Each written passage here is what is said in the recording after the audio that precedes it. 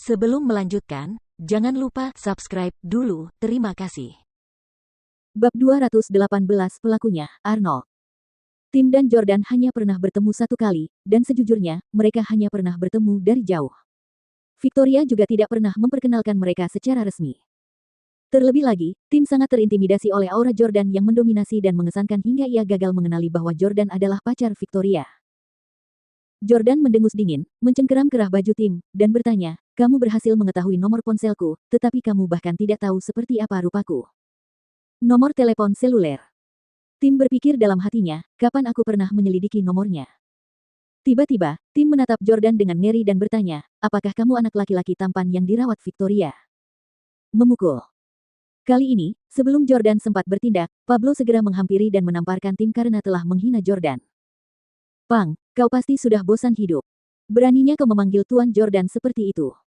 Pablo berteriak pada Tim dengan aura pembunuh di wajahnya. Di sisi lain, Tim begitu ketakutan hingga ia mengompol. Baru kemudian ia menyadari bahwa Jordan bukanlah seorang anak laki-laki yang tampan, melainkan seorang tokoh yang setara dengan bos. "Maaf, Tuan Jordan. Saya tidak tahu Anda orang hebat. Kalau saya tahu Anda sangat hebat, saya tidak akan berani menggoda Anda." 1. Tim adalah seorang pengecut, dan dia segera berlutut untuk meminta maaf kepada Jordan. Jordan menatapnya dan bertanya, "Berdasarkan apa yang kau katakan, jika aku bukan orang penting dan jika aku tidak memiliki sekelompok bawahan ini bersamaku sekarang, kau akan berani menggodaku?" 1. Wah. Jordan menendangnya lagi. "Kau bajingan yang menindas yang lemah dan takut pada yang kuat." Saat ini, banyak bajingan seperti Tim di masyarakat ini yang sering menindas yang lemah dan takut pada yang kuat. Mereka sengaja mengejek dan mengucilkan orang-orang yang mereka anggap mudah ditipu. Begitu mereka mengetahui bahwa korban mereka didukung oleh orang-orang berpengaruh, mereka akan berlomba-lomba menjilat mereka. Jordan paling membenci orang-orang seperti itu. Jordan mungkin setidaknya akan menghormati Tim jika dia menentang Jordan karena kebencian. Tim hanyalah seorang pengecut yang lemah. "Katakan padaku, mengapa kau mengirimiku pesan teks itu?" tanya Jordan dengan nada merendahkan. Pablo segera memindahkan kursi agar Jordan bisa duduk, dan berkata dengan galak kepada Tim, "Pang, ceritakan semua yang kau tahu. Jika kau berbohong tentang apapun, aku akan memastikan kau tidak akan melihat matahari besok." Berlutut di hadapan Jordan, Tim berkata, Ya, aku akan memberitahumu." 2 hari yang lalu. 2 hari yang lalu, di kantor Victoria di Perry Express. Tim tiba-tiba mendorong pintu dan masuk. Ia berteriak pada Victoria, "Victoria Clarke, mengapa kau memecatku? Atas dasar apa kau memecatku?" Pengemudi itu, Tim, sangat agresif dan sangat marah karena dia baru saja dipecat. Di sisi lain, Victoria tetap duduk dengan aura mendominasi, tidak sedikit pun merasa gugup. Ia yakin bahwa bahkan jika Tim bergerak, ia dapat mengalahkannya dalam 3 gerakan. "Karena kamu terlalu banyak bicara." Victoria menatap lurus ke arah Tim dan berkata dengan tidak sopan. Padahal, dia dianggap cukup sopan, dan kesopanannya itu hanya karena Tim adalah kerabat Arnold.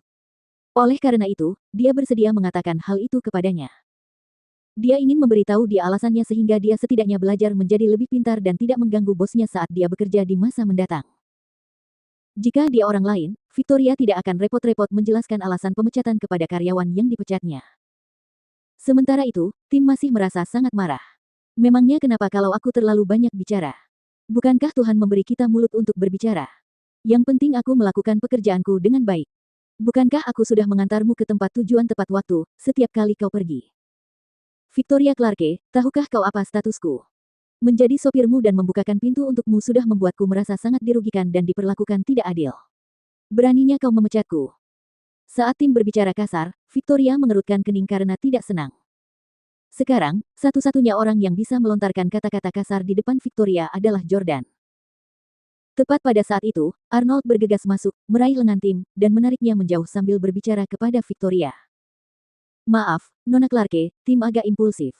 Jangan dimasukkan ke hati. Saya akan membawanya keluar." Arnold menarik Tim sampai ke tempat parkir di lantai dasar gedung perkantoran. Tim sangat marah, dan berkata kepada Arnold, "Paman Arnold, mengapa Anda menjatuhkan saya? Anda seharusnya membiarkan saya memarahi si jalang Victoria itu lebih lama sehingga saya bisa melampiaskan kekesalan saya." Memukul. Arnold menamparnya dan menegurnya dengan marah, "Kamu tidak boleh mengumpat Victoria." Tim menutupi mukanya karena terkejut, tidak menyangka pamannya akan memukulnya sama sekali. Dia merasa kesal sejenak, lalu tiba-tiba bertanya, "Paman, apakah kamu menyukai Victoria?" Arnold dengan cepat membantah, omong kosong apa yang kamu bicarakan. Tim tertawa dan berkata, jangan khawatir, aku tidak akan menceritakannya pada Bibi. Kita berdua laki-laki, aku mengerti. Victoria adalah wanita cantik yang menarik bagi pria dari segala usia. Siapa yang tidak menyukainya? Baiklah, apakah kamu sudah tidur dengannya? Arnold tidak menyangkal kali ini. Sebaliknya, ia berseru, dia punya pacar. Tim berkata, memangnya kenapa? Sekarang ini, punya pacar sama sekali bukan halangan. Lagi pula, pacarnya cuma cowok yang cantik. Arnold menggelengkan kepalanya dan berkata, apa gunanya punya uang? Victoria kaya, dan dia bukan wanita murahan yang mau tidur dengan seseorang dan melahirkan bayinya demi jutaan dolar. Victoria benar-benar mencintai pria muda itu.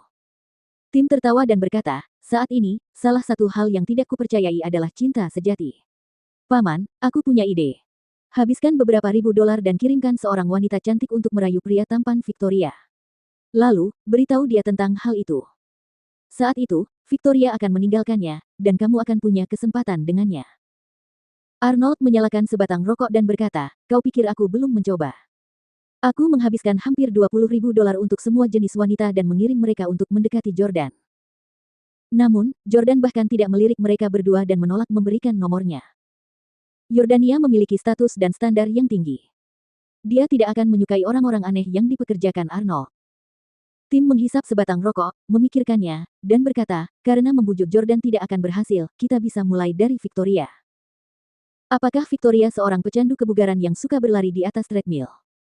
Arnold mengangguk dan berkata, dia sering berlari di atas treadmill selama beberapa perjalanan bisnis terakhir yang kami lakukan bersama. Terkadang, dia juga berlatih yoga di kamarnya. Dia sangat termotivasi. Tim tertawa dan menceritakan ide jahatnya kepada Arnold. Jika Jordan menelepon Victoria saat dia sedang berlari di atas treadmill, dan Anda tiba-tiba membuatnya berteriak, apakah dia akan? Arnold tertawa dan menjambak rambut Tim. Dasar bajingan, percayalah kau bisa punya ide nakal seperti itu. Ide bagus, pertama-tama aku bisa membuat Jordan salah paham dengan Victoria, dan begitu dia mengira Victoria telah berselingkuh, dia mungkin tidak akan memutuskan hubungan dengannya.